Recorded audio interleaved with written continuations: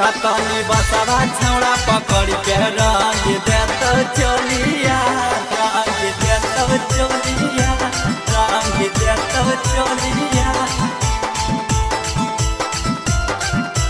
Mix by Kiran recording studio हड्डी मोड़ हैरा जमुई।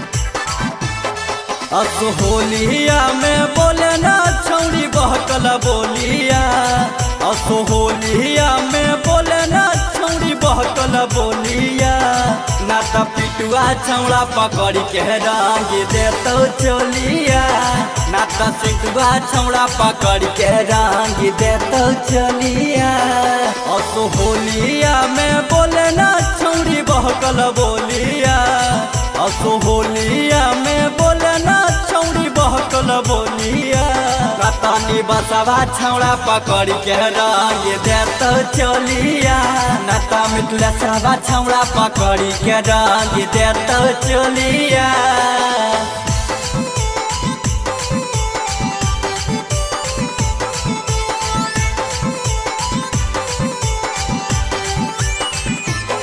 तनी बसवा छौड़ा पकड़ के रंग देत चलिया।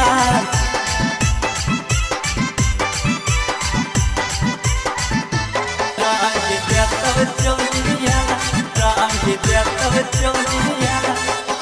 मूड बनल हो छौड़न के देखावे न ऐसे चोलिया, करब जदी मन त सुनल चल जैतौ गोलिया।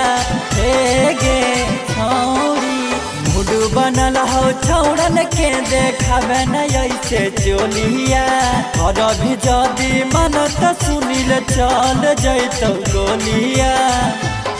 माने बात हमर अभियो से सुधार चलिया, हमरा साचे सचे बतावे के करही तो मलिया। ना त सुबह सावा छौड़ा पकड़ी के रंग देत चलिया, ना त सुर सावा छौड़ा पकड़ी के रंग देत चलिया।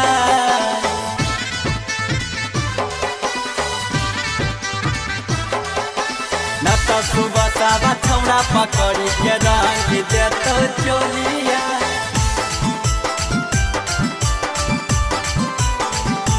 रंग देत चलिया, ना त सुबह सावा छौड़ा पकड़ी के रंग देत चलिया। पंचानंद शिवरानी के छौड़ी मान ले कहला का, ऊपर डाला तो हरियर नीचावा डाल देतौ लाला का। एक छौड़ी सुन ले दिल पयमर जीतवा के मान ले कहला का, ऊपर रंग तो हरियर नीचावा रंग देतौ लाला का।